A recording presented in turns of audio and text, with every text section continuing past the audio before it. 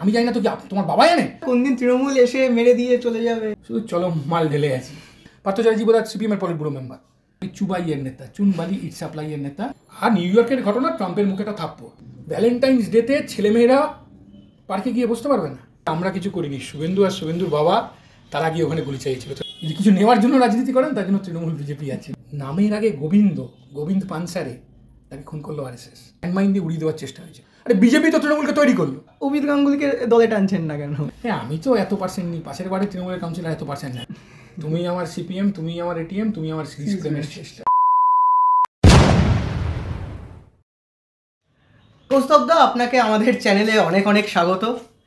আচ্ছা, এই দুদিন আগে দেখলাম জোরান মামদানি নিউ ইয়র্কের মেয়র নির্বাচিত হলেন, সমাজতান্ত্রিক। তো সেখান থেকে কি বামফ্রন্ট, মানে বঙ্গ বামফ্রন্ট কিছু শিক্ষা নিচ্ছে? বিভিন্ন ঘটনা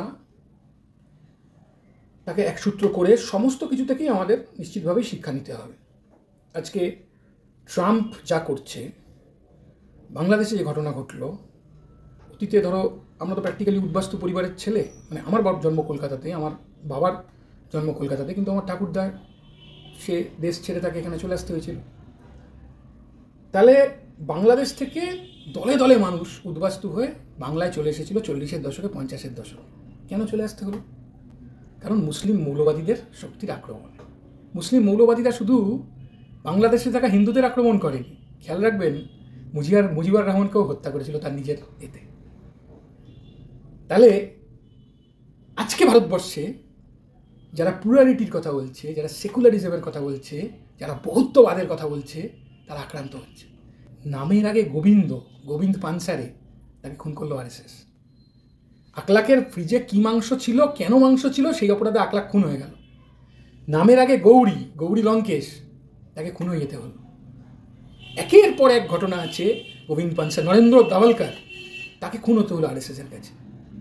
আজকে ভ্যালেন্টাইন্স ডেতে ছেলেমেয়েরা পার্কে গিয়ে বসতে পারবে না, গল্প করতে পারবে না। তুমি কি পড়বে, তুমি কি খাবে, তুমি কোন মাংস খাবে, তুমি আপরুচি খানা। আমার যেটা মনে হবে আমি খাবো, আমি যদি পছন্দ না আমি কোনো মাংসই খাবো না। আমার যদি মনে হয় আমি অমুক মাংস খাবো, তাতে কী অসুবিধা আছে? এটাকে চাপিয়ে দেওয়া হচ্ছে এবং ধর্মের নাম করে মানুষকে বিভাজন করে দেওয়ার চেষ্টা চলছে। তো নিশ্চিতভাবেই আমাদের কথা হচ্ছে, নিউ ইয়র্কেও এ কথা উঠেছিল যে রুজি কর্মসংস্থান। যাদের আছে তাদের তেলা মাথায় তেল দিও না, যাদের নেই তাদের আরেকটু রিলিফ দাও। এই তো স্লোগান গোটা পৃথিবীতে কমিউনিস্টদের। যারা দারিদ্র সীমার নিচে, তাদেরকে আরেকটু ওপরের দিকে তুলে নিয়ে আসো। কর্মসংস্থানের সুযোগ করো, ফ্যাক্টরি করো, কাজ দাও, সরকারি চাকরি দাও, ব্যাঙ্কগুলো থেকে রিক্রুটমেন্ট করো, পঞ্চায়েতে রিক্রুটমেন্ট করো, কর্পোরেশনে রিক্রুটমেন্ট করো, স্থায়ী চাকরির ব্যবস্থা করো, কারখানা তৈরি করো, শ্রম দিবস বাড়াও। এই তো কথা। এটা না করে ধর্মে মানুষকে ভেদাভেদ তৈরি করা হচ্ছে। তো নিশ্চিতভাবে এরকম সব ক্ষেত্র থেকেই আমরা নিশ্চিতভাবে শিক্ষা নিচ্ছি। আর নিউ ইয়র্কের ঘটনা, ট্রাম্পের মুখে একটা থাপ্পড়। এই যে বাংলাদেশে যে মৌলবাদীদের বারবারন্ত, হাসিনা খুব ভালো ছিল আমরা বলছি না, হাসিনাও ভোট লুট করতো, কিন্তু হাসিনার সরকারকে ফেলে দেওয়ার পর কি হলো? ইউনিসকে কে বসালো? আমেরিকা।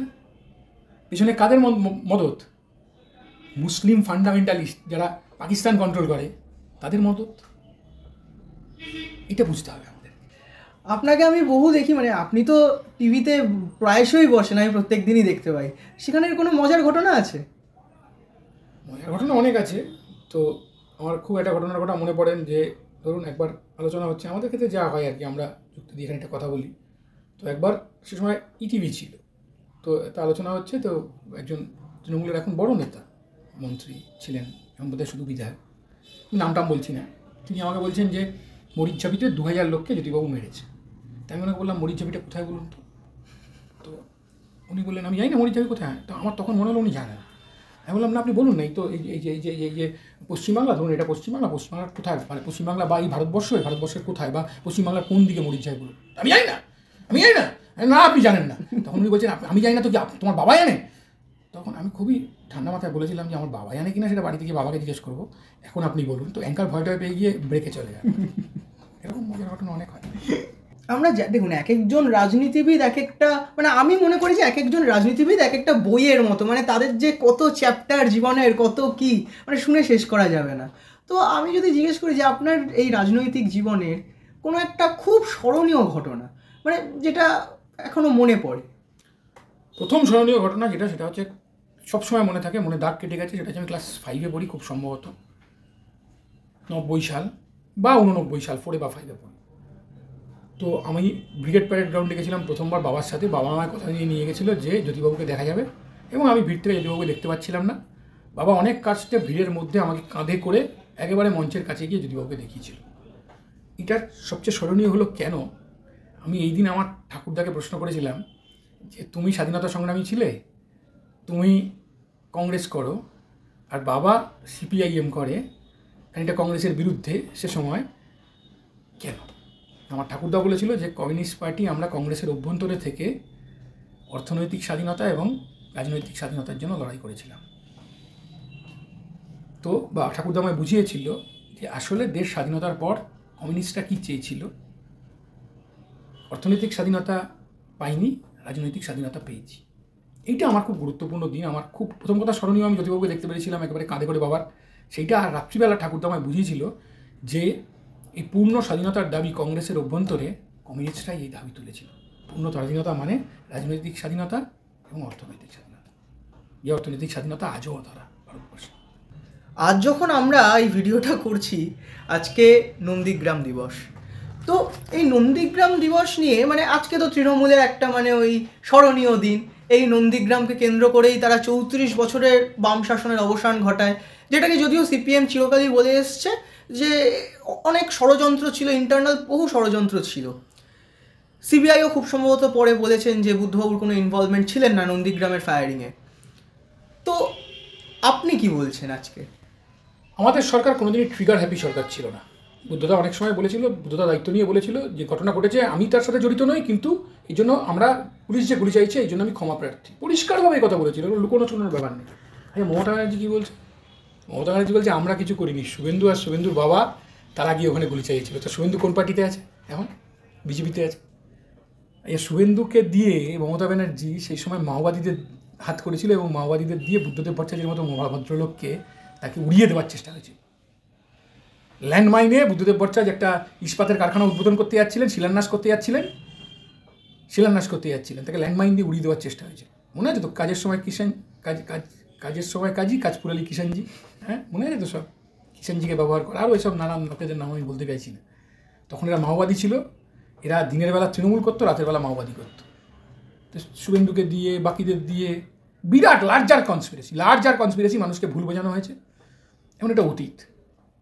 আমি ধরে নিলাম সিপিআইএম খুব খারাপ ছিল, সিপিআইএমের থেকে খারাপ আর হয় না। মানে ধরুন সিপিআইএমের পলিট ব্যুরো মেম্বারের খাটের তলায় টাকা দিয়ে পাওয়া গেছিলো, মানে আমরা তৃণমূলের তো ভাবলাম যে পার্থ চ্যাটার্জি বোধহয় সিপিএমের পলিট ব্যুরো মেম্বার।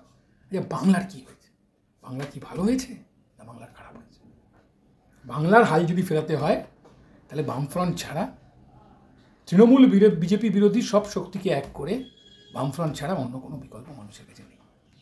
এই যে এসআইআর নিয়ে যেটা বলছেন, যে বিজেপি বলছে যে আমরা এরকম বেআইনি অনুপ্রবেশকারীদের জন্য এসআইআর করানো হচ্ছে, আর তৃণমূল বলছে যে কারো নাম যেন হওয়ার না যায়, বিজেপি সবার মানে আসল ভোটারদের নাম বাদ দিয়ে দেবে। তো এর মাঝে সিপিএমের অবস্থানটা কোথায়? আমাদের অবস্থান পরিষ্কার, যে এসআইআর করে এই সমস্যার সমাধান করা যেত।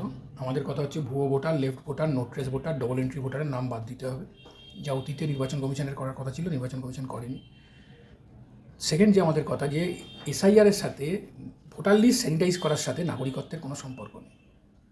বিজেপি এত অপদার্থ যে বিগত 12 বছর ধরে সেন্সাসটা করতে পারছে না। জনগণনাই হয় না আমাদের দেশের। জনগণনা থেকেই তো অনেক কিছু ফিচার পাওয়া যায়। কোনো একটা গ্রামে যদি বাড়তি লোক এসে যায় তো জনগণনা থেকে পাওয়া যায়। তাহলে এসআইআরের সাথে কোনো নাগরিকত্বের কোনো রকম সম্পর্ক নেই। তুমি এসআইআর করে মানুষকে আসলে বিচলিত করছো, গরিব মানুষকে অশুভের মধ্যে ফেলে দিচ্ছ। আর আমাদের কথা হচ্ছে একজনও সঠিক ভোটারের নাম যেন বাদ না যায়, সেটা আমরা এনশিওর করব। আর আমি শুরুতে বলেছি যে এনুমারেশন ফর্ম, ডেট, যারা লেফট, যারা নোট্রেস, যারা ডবল এন্ট্রি, যারা তাদের এনুমারেশন ফর্ম দেওয়ারই দরকার ছিল না। আবার যারা 2002 নাম আছে, 2025 নাম আছে, তাদের আবার এনুমারেশন ফর্ম ফিল আপ করতে হবে কেন? তাতে এমনি নাম হয়ে যাওয়ার কথা ছিল। কাজেই এগুলো মানুষকে একটা ফেজের মধ্যে ফেলে দাও, যাতে মানুষ এগুলো নিয়ে মেতে থাকে, রুটি রুজি, কর্মসংস্থান, তার এজেন্ডাগুলো, চাকরি, কাজ, তার এজেন্ডাগুলো, জিনিসপত্রের দাম, মূল্যবৃদ্ধি, তার এজেন্ডাগুলো পেছনের দিকে চলে যায়। প্রাক্তন বিচারপতি এবং বর্তমান বিজেপি সাংসদ অভিজিৎ গাঙ্গুলি এখন খানিকটা বেসুরো। মানে উনি এখন বলছেন যে তৃণমূলকে সরানোর জন্য বিজেপিতে গেছিলাম, কিন্তু বিজেপি তো তৃণমূলকে সরাতেই চায় না। কালকে দেখলাম বিধানসভা স্পিকার বিমান বন্দ্যোপাধ্যায় বলছেন যে উনি অভিজিৎ গাঙ্গুলি যদি উন্নয়ন চান বাংলার তাহলে তৃণমূলে চলে আসুন। তো অভিজিৎ গাঙ্গুলি যেটা এখন বলছেন, আপনারা তো সেটা বহুদিনই বলে এসছেন যে বঙ্গ বিজেপি কোনো সরাতে চায় না। তো তাহলে আপনারা অভিজিৎ গাঙ্গুলিকে দলে টানছেন না কেন? না, মুশকিলের কথা হচ্ছে অভিজিৎ গাঙ্গুলির সব ভুলভাল ধারণা। অভিজিৎ গাঙ্গুলির ধারণা হচ্ছে 1 পয়েন্ট এজেন্ডা আছে তৃণমূলকে সরাতে হবে। আমাদের 1 পয়েন্ট এজেন্ডা তৃণমূলকে সরাতে হবে। অভিজিৎ গাঙ্গুলির এজেন্ডা হচ্ছে বিজেপিকে সাথে নিয়ে তৃণমূলকে সরাতে হবে। আরে বিজেপি তো তৃণমূলকে তৈরি করলো, বিজেপি তৃণমূলকে সাহায্য করছে, বিজেপির পরিচালিত এজেন্সিগুলো তাদের বিরুদ্ধে ব্যবস্থা নিচ্ছে না, একটার পর একটা জামিন হয়ে যাচ্ছে। বিজেপির আজকে তৃণমূল যা দুর্নীতি করছে একই ধরনের দুর্নীতি বিজেপি করেছে, আমি তো আগেও বলেছি এই কথা। তাহলে বিজেপিকে নিয়ে আর তৃণমূলকে সরানো যায় না। আজকে বিজেপির এমপি হয়ে উনি বুঝতে পারছেন যে উনি ভেতরে ঢুকে পার্টি বুঝতে পারছেন যে হোয়াট ইজ দ্য রিয়েলিটি। আমরা তো অনেকদিন ধরে কথা বলছিলাম। আর উনি উন্নয়ন যজ্ঞে যোগ দেবেন কিনা সেটা বিমানবাবু বলেছেন যে উনি বলতে পারবেন। কিন্তু আমাদের দলের সমর্থক হওয়া যায়, আমাদের দলের ঢুকতে আমাদের ভোট দিতে পারবেন, আপনি আমাদের সমর্থক হতে পারবেন, কিন্তু আমাদের দলে ঢুকতে আমাদের ওয়ান ওয়ে আছে। যদি একবার কেউ অন্য দলে যায় সেটা দুম করে ফেরত আসার সুযোগ নেই, বিশেষ করে নেতাদের ক্ষেত্রে নেই। জনগণের তো অবশ্যই আছে। জনগণ যদি ভুল বোঝে আমাদের উপর রাগ করে, অক্ষুণ্ণ হয়, রেগে যায়, অন্য দলে যায়, অন্য দলকে ভোট দেয়, আমরা তো তাদেরকে ফেরত আনার কথা বলি সবসময়। জনগণের সুযোগ আছে। সর্বোচ্চ নেতা যদি আজকে মনে হচ্ছে সিপিআইএমের খারাপ বলে আমি তৃণমূলে চলে যাব, যেতে পারেন, কিন্তু এটা ফেরত আসার সুযোগ নেই, জনগণের আছে। আপনি তো আশুতোষ কলেজের ছাত্র, আপনি যখন ছিলেন আশুতোষে তখন আশুতোষ পুরো এসএফআইময়, এখন আশুতোষ পুরোই তৃণমূলময়। এবং আমি তো কিছু কিছু মিমও দেখি, আমি কিন্তু বলছি না, আমি শুধু মিমেই দেখেছি। সেটা হচ্ছে যে আশুতোষ কলেজ নাকি এখন প্রায় পার্টি অফিস হয়ে গেছে তৃণমূলের। প্রাক্তন ছাত্র হিসেবে কেমন লাগে?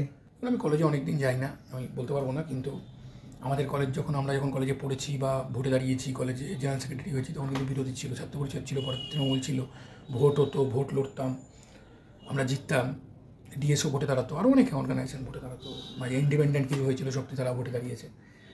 তো এখন পরিস্থিতি তো আশুতোষ কলেজ কেন, যে গোটা রাজ্যে কোথায় ডেমোক্রেসি আছে? আজকে আরজিকরের ঘটনার পর মুখ্যমন্ত্রী বলেছিলেন 3 মাসের মধ্যে কলেজ নির্বাচন করবেন, করেননি তো নির্বাচন।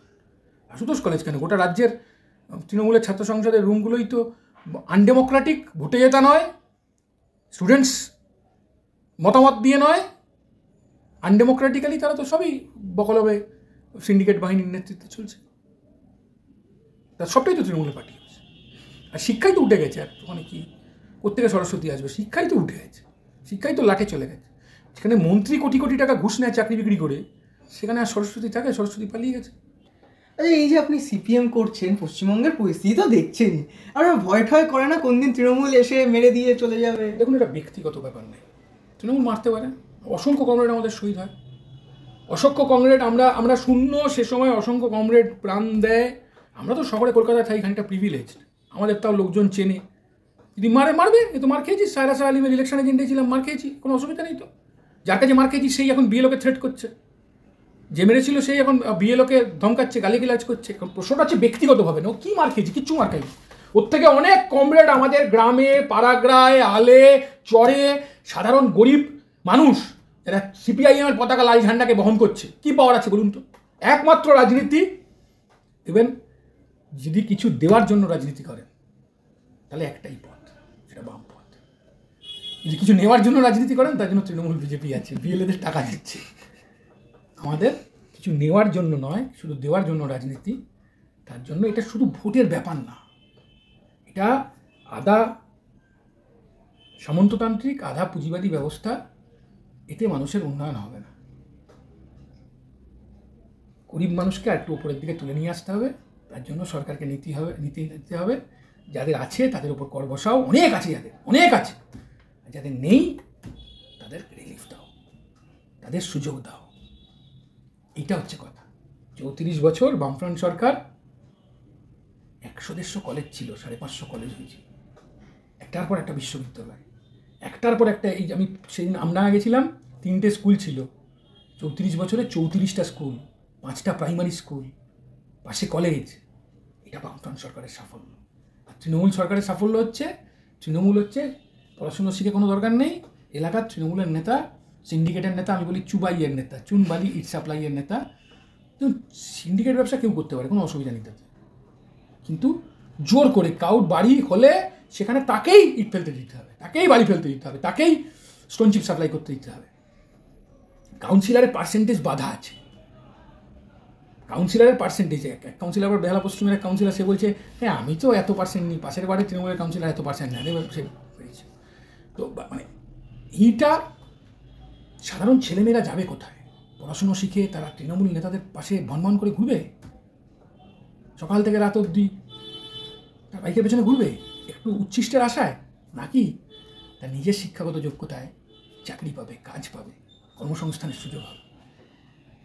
এটা বিকল্প নয়। বিকল্প ছিল একেবারে, এখন তো প্র্যাকটিক্যালি শিক্ষাটা দাঁড়িয়েছে বিজেপি আর তৃণমূলের আমলে। তোমার যদি টাকা থাকে, তুমি যেরকম বাইরে গিয়ে এয়ার কন্ডিশন মেশিন কেনো, সেরকম তুমি শিক্ষা কিনতে পারবে, এরকম তো হওয়ার কথা ছিল না। যে ফার্স্ট জেনারেশন লালনার, সেও ফিজিক্সে অনার্স পড়েছে, সেও ডাক্তারি করেছে, এটাই তো ছিল পশ্চিমবাংলা।